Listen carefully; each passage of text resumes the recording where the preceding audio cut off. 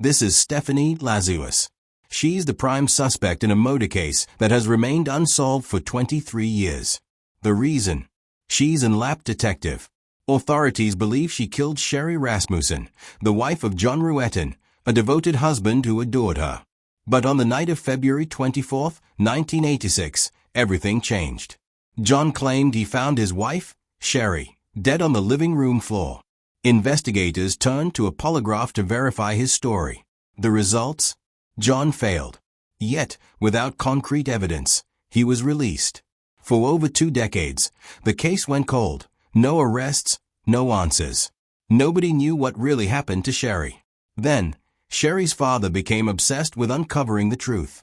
As the last person to speak with her, he believed their final conversation might hold the key. According to him, Stephanie, John's ex-girlfriend and lap detective, matched the description Sherri had given. Investigators were stunned. Stephanie was one of their own. Los Angeles, February 24, 1986, 6 p.m. John Ruetten returned home from work. As he approached the townhouse, the garage door was open, and his wife's car was gone. Strange, but Sherri managed the nursing wing at Glendale Adventist, where emergencies were routine. John climbed the steps. The front door was ajar. He pushed it open. Inside, Sherri lay on the living room floor, a pool of blood beneath her. He grabbed the phone and dialed 911.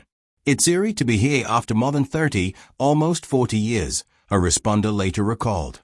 "When I entered, Sherri Rasmussen was on the floor, covered with a towel. One paramedic lifted it for me to see her face. She had suffered significant trauma. This was clearly murder." The scene suggested a break-in. Stereo equipment scattered across the floor. Without a full examination, officers noted that Sherri had been tied up, bitten deeply on her left forearm, struck repeatedly on the head with various objects, and shot 3 times in the abdomen. Deep claw marks on the front door hinted at a desperate struggle. As he recounted these horrific details to colleagues, the officer noticed soft sobbing from the dining room. John Ruetten sat at the table, crying quietly, a grief that, despite the horror, seemed restrained given his wife's lifeless body just feet away. When asked about his security system, John admitted he had forgotten to set the alarm that morning and wasn't sure if he'd locked the door. He explained that Sherri was still in bed and that the neighborhood felt safe. But as the details piled up, police couldn't ignore the oddities. Why would a bagler target a townhouse right in the middle of the street? Baglers typically pick homes at the end of streets or more isolated spots to make a quick escape. Choosing a Unit 5 condos seemed unusual, almost deliberate. "I thought to myself, is this really a burglary?" an officer later reflected. Sherri was all about family. She was my big sister, my best friend. She encouraged everyone around her and carried herself with unwavering confidence. "I am Sherri Rasmussen's oldest sister. When my father called to tell me Sherri had been killed, I screamed. I couldn't believe it." Sherri Rasmussen was a young woman with a bright future. Gifted academically, she entered college at 16, skipping 2 grades. Though her father had hoped she would pursue medicine, Sherri chose nursing, believing it would allow her to balance a career with the family life she cherished. By 23, she had earned her master's degree and was teaching at UCLA. "Eye contact is crucial," she once said. "It gives patients a nonverbal clue that you're truly listening." Her intelligence, calm presence, and natural leadership earned admiration everywhere she went. By her late 20s, she had become the director of nursing at Glendale Adventist. In the spring of 1984, she met her future husband, John Ruetten. "I first heard about John when Sherri called to tell me she'd met someone at a party," her sister recalled. 3 weeks later, I met him for the first time. I asked how they met, and John said he spotted Sherri across the room. Her beautiful smile and laugh immediately caught his attention. Just seeing him say that and hearing him speak, I felt happy for Sherri. They looked wonderful together, affectionate, connected, and I loved John because my sister loved him. But all that changed when Sherri's father, Nels, received the phone call announcing her death. It wasn't from John. It came from his father, telling Nels that Sherri had been murdered. Nels pushed aside any feelings of happiness in an instant. I told him, "I want to talk to John," and he replied, "John doesn't feel like talking." When the Rasmussens arrived at the police station, they finally came face to face with John. But to their surprise, he still refused to speak, claiming the police wouldn't allow it. His silence was unsettling, and his secretive behavior left them uneasy. They wondered, was this the reaction of a man in shock, or was he holding back to protect himself, or someone else? I found his behavior strange. He wouldn't talk to us. He seemed more concerned about himself than Sherri. Basic Homicide 101. Start with the spouse. It happened in her own home. Her husband had left that very morning. She hadn't gone anywhere. You didn't need to be a detective to ask yourself, could he have done it? As a detective escorted John into an interrogation room, Nels reflected on their brief exchange, or rather, the lack of one. At 51, he was certain his son-in-law was lying. Friends, family, and colleagues all knew that in the year leading up to Sherri's murder, something disturbing had been happening. A mysterious figure in disguise had been stalking her. She'd told them she'd been followed 5 times in the past week alone. This person seemed to appear wherever Sherri went. She couldn't even go to the store or the gym without encountering them. She described the stalker's eyes as if they could see right through you, piercing and unnerving. On top of that, John's ex-girlfriend began harassing Sherri after the wedding. One of Sherri's colleagues witnessed one of these confrontations. She told me that John's ex had come to her office at the hospital, provocatively dressed, and confronted Sherri about John. She warned Sherri that if she couldn't have him, nobody could. As detectives questioned John, another officer spoke with the Rasmussens. Nell struggled to absorb what he was hearing. According to the authorities, thieves had killed his daughter during a botched robbery, one in which nothing was taken except her purse and car. But Nels refused to accept it. It wasn't a robbery. No, they couldn't convince me otherwise. He immediately brought up the stalking and harassment Sherri had endured in the months before her murder. The officer in front of him, however, responded coldly. Without a name, there was nothing they could do. Sherri had never revealed the name of her ex-girlfriend. It would have been helpful if she had. Nels thought, we could have passed that information to the detectives. Despite this, Nels recounted a chilling incident in which John's ex-girlfriend broke into Sherri's townhouse, fought with her in her own living room, and then fled. One of the detectives originally assigned to the case later told me that they had never heard of any of these events, and none of them were recorded in the official case file, known as the murder book. I just want to thank you all for coming, John said in his final public statement about Sherri. She was the best professional in the world, the best wife anyone could ask for, and the best sister and daughter. She always wanted to make everyone happy. Nels sat in the audience, consumed by grief and anger. A month had passed, and the police had made no progress. He didn't know what John had told them, but the authorities never considered his son-in-law a suspect. Instead, they clung to their burglary theory, even suggesting that the Rasmussens were imagining things after watching too much television, despite repeated warnings about Sherri's stalker and John's ex-girlfriend.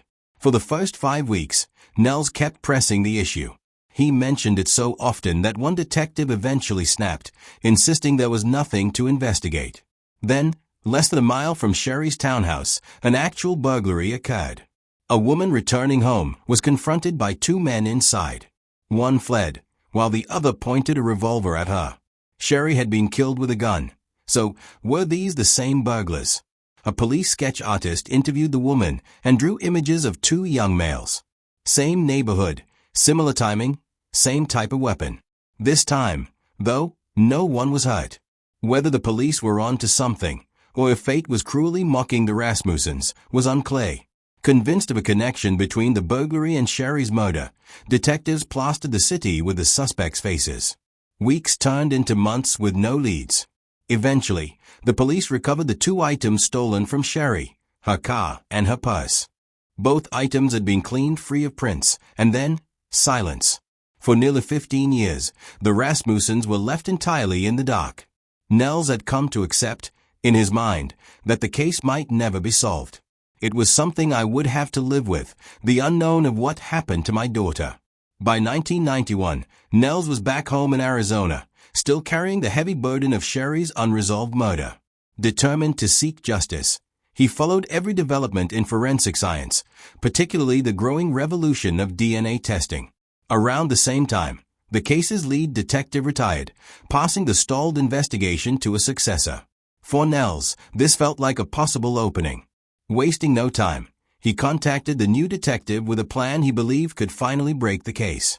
Nels, having read extensively about DNA and its impact on criminology, even offered to pay for testing himself.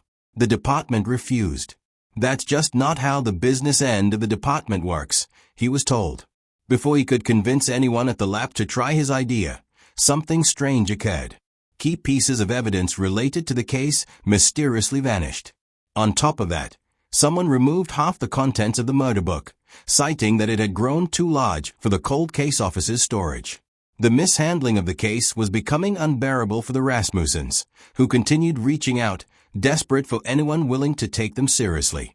As a father, Nels felt an unshakable responsibility to protect Sherri.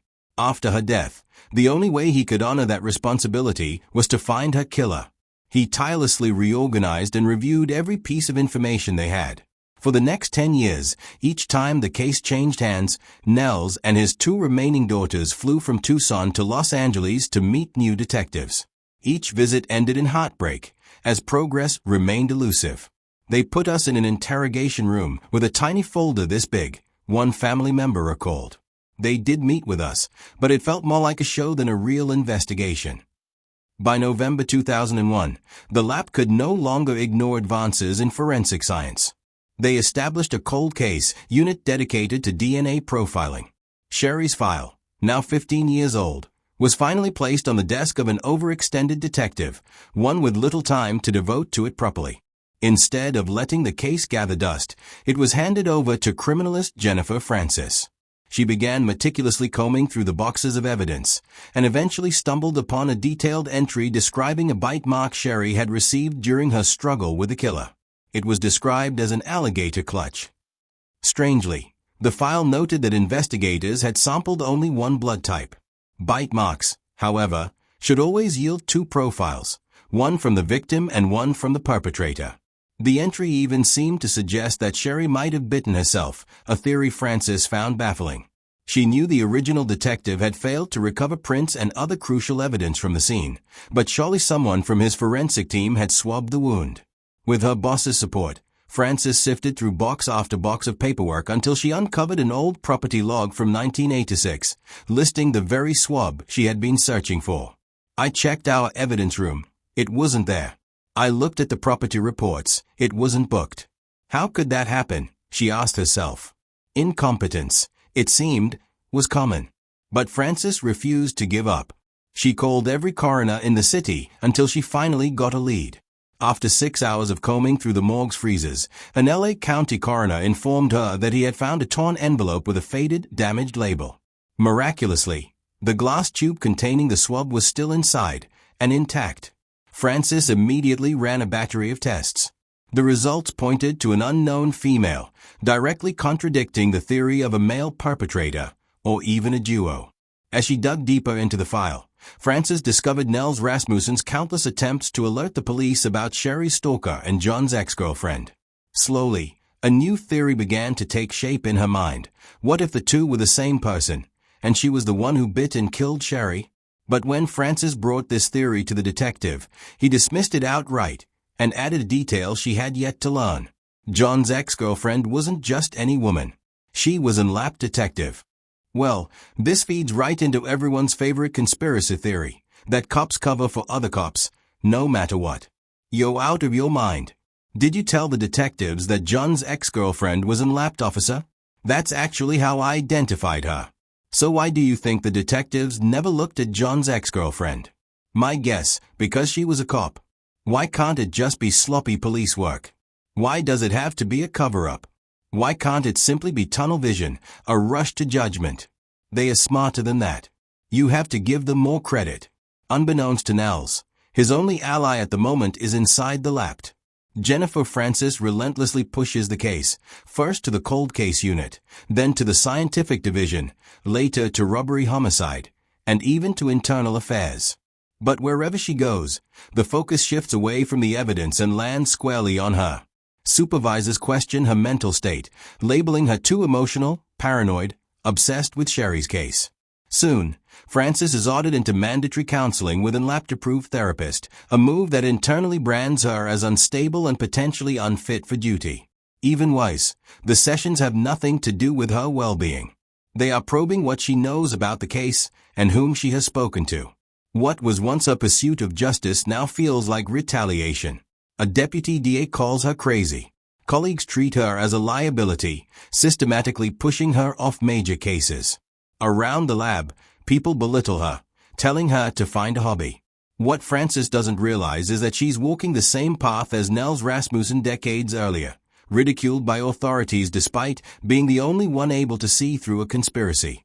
Then, in November 2009, everything changes.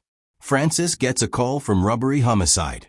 Detective James Nuttall is asking about her findings. She's been waiting over 5 years for this moment. The Rasmussens, 23 years of fear and frustration, weigh on her, and she feels she can't trust anyone. She tells Nuttall she doesn't believe it was a burglary and that the evidence might have been tampered with, but she doesn't reveal her full theory. Yet, Nuttall has her results in front of him and quickly pieces it together. He knows that the only DNA that doesn't match Sherri's belongs to another female, and has already read dozens of letters Nels sent over the years, urging the police to investigate John's ex-girlfriend. From that moment, Detective Nuttall decides to create a secret inner circle within the homicide department. Himself, Jennifer Francis, who has grown to trust him over the first few months of the investigation, and 3 other trusted detectives.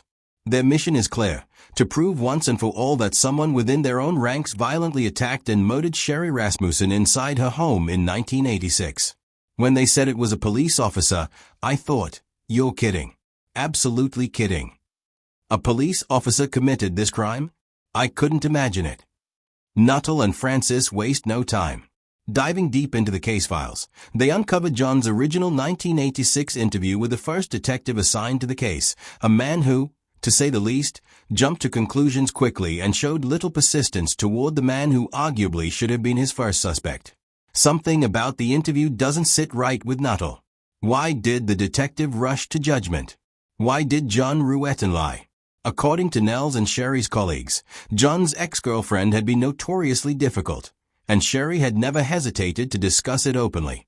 What really unsettles Nuttall is the silence that follows. In 23 years, 3 other detectives had reopened the case, but none had considered a second interview with John to explore Nels's claims. Nuttall knows he won't be the 4th to ignore it.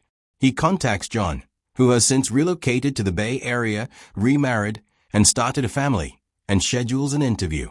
From the start, Nuttall sets a firm tone, leaving no room for evasion. He brings up John's ex immediately, probing every detail: the hospital story, the home invasion, the stalking. John recounts everything, even details that had never been documented in the files until recently. Not only does John name their prime suspect, but he also admits that while he and Sherri were engaged, he had been cheating on her with Lazarus, even though he knew Sherri was deeply obsessed with him. Back in college, when they were dating, she used to steal his underwear and sneak into his dorm to take photos of him while he slept. John realized he should have been honest with her instead of leading her on, feeding the obsession further. In an attempt to protect himself, he tried to divert attention by shifting the focus to Stephanie. He failed to act as a husband who truly loved Sherri. By this time, Lazarus was no longer just a police officer. She had become a full-fledged detective. Armed and stationed just down the hall from Nuttall, she posed a real obstacle. To prevent interference with their investigation, as had happened with Francis, Nuttall decided to have agents follow her and recover anything she discarded. From this effort, they retrieved a used soda cup and sent it to Francis, who confirmed that Lazarus' DNA matched the sample taken from the bite mark. Nuttall then orchestrated a ruse. His team lured Lazarus into the lapsed suspect treatment unit, the only place in the building where guns were prohibited, under the pretense that they needed her assistance with a difficult interrogation. They were kind enough to come to our home. I let my parents know they had made the arrest. I cried, overwhelmed with excitement. First, because justice was finally served for my sister, and second, for my dad, the narrator recalls. Nels, visibly animated, responded with a mixture of relief and frustration. Detective, where have you been for the last 2 decades? I explained all this to your organization, to your investigators. I was always dismissed, told I'd been watching too much TV. For the first time since Sherri's murder, everyone was united on the same side. Jennifer Francis presented the DNA test results and recounted the retaliation she endured within the lab. Nels Rasmussen finally stepped forward, sharing the warnings he had issued from the very beginning and how they had been ignored for decades. And John Ruetten, whose testimony had been previously tampered with and whose contact with Sherri's family had been restricted by the police, finally speaks openly. Together, they testify. The reality that Sherri's death occurred because she met and married me brings me to my knees. Nuttall's investigation spans 4 months, and the trial lasts 3 weeks. The jury reaches a verdict in less than a day. After 26 years of struggle, Sherri and her family finally receive justice. The jury declares, "We, in the above entitled action, find the defendant, Stephanie Eileen Lazarus, guilty of the murder of Sherri Rasmussen." It is a rush of relief, knowing it's finally over. Relief for my father, who is finally vindicated and has his answers. In 2023, Lazarus admits, 37 years too late, that she killed Sherri. In exchange for her confession, she is offered a chance at parole. By that time, Nels had already passed away, but before his death, he recorded a statement to be used at future parole hearings. The board reviewed it in 2023, and it will be presented again whenever Lazarus attempts to secure release. Looking at the damage she inflicted on Sherri's face, it is almost as if Lazarus intended to destroy the beauty Sherri exuded. Today, Sherri's legacy continues, not only through her family's relentless fight for justice, but also in the lives of the next generation of Rasmussens. My mom often told me stories of her nursing school days with Sherri, how Sherri loved the challenging cardio cases. I always thought, I can completely see why she would love this, nursing and caring for people. It inspired me to go into nursing school because of my Aunt Sherri. Recently, my youngest daughter, Jessica, got married in February. My mom suggested, "Why don't you try on Sherri's wedding dress?" Sherri had loved that dress, and by wearing it, Jessica carried a piece of her aunt with her on her special day. That's just one example of how we keep Sherri alive in our hearts every single day.